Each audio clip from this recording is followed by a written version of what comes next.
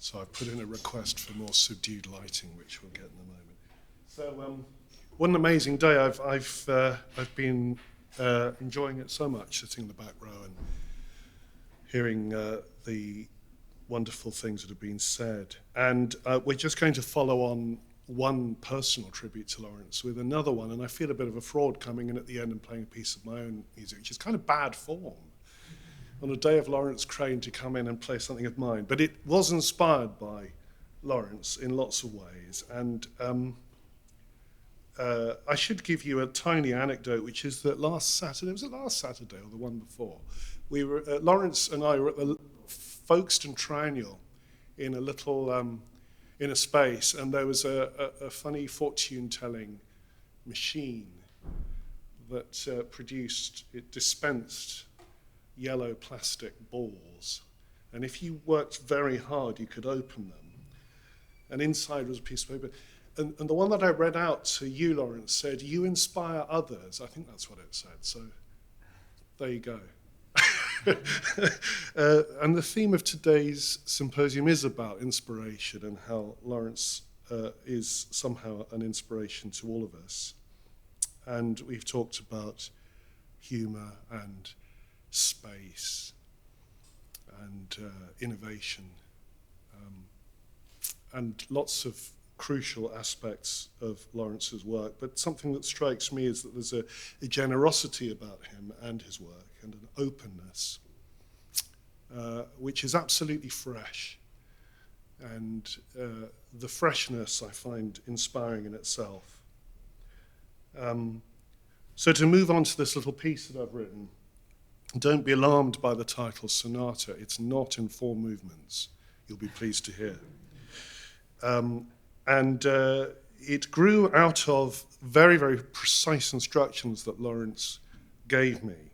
He emailed me 5 instructions, which are somehow very characteristic of him in terms of their clarity and their exactitude. What a great teacher he is, by the way. I hope there are some of his students here. The 5 instructions are as I will read them out, and these are verbatim. Number 1, all material is monodic, which means Laurence required that there should be no chords, there should just be a continuous line of single notes, if that makes sense. At least I think that's what you meant, Laurence. So all material is monodic. Number 2, the piece is written entirely within a 3-octave range between, and here he becomes very precise, between G, an octave and a 4th below middle C, and G, an octave and a 5th above middle C. But I wasn't allowed to go beyond those limits. Number 3, some or all of the material is derived from any of your favorite pop rock music when you were a teenager. You may engage with more than one pop rock artist. When I play the piece, some of you who are interested may like to try to observe. I'll tell you something, the 3 pop songs they were released in 1978, 1979 and 1980 respectively. So that, if that's an era that you know, I have a packet of M&Ms in my pocket. If you can identify the 3 songs, you are entitled to an M&M. I'm going to put it here, and I can dispense those at the end of the symposium. But otherwise, whether or not you want to guess what they are, it's not that easy, actually. Otherwise, just listen to it. It really isn't a piece about doing that. It's just a fun thing. So we've got the 3 subjects of the piece are 3 songs that I knew when I was a teenager, or actually I was a teenager in 1980, so I slightly cheated with that, but anyway. Number 4, there must be at least one tempo change. And number 5, at some point, there must be some quite specific pedal marking. So I had a go at fulfilling the 5 instructions. And I will tell you another thing, which is that inspired by the instructions, I imposed 4 more upon myself, slightly perverse restrictions. The first is that it's for left hand only. The second is that it's in continuous 12/8 motion. The third is that the quoted songs appear in their original keys, the original keys of the tracks that they came from. And the fourth is that the whole composition is in sonata form. Although you may struggle to see how that works, but that's how I saw it when I was writing it. Here's a strange fact. Back in April 2020, the writer of one of the original songs, who will remain nameless, because you've got to guess who that was, passed away. So that was a strange thing. While I was writing it, he died. I suppose the piece somehow has a sense of a lost world, because you never get your teenage years back, and that was my instruction. So I had to follow that instruction of Laurence's to the letter. So the piece is called Sonata for Left Hand, Neon, Glass and Ashes, and it's dedicated to Laurence Crane.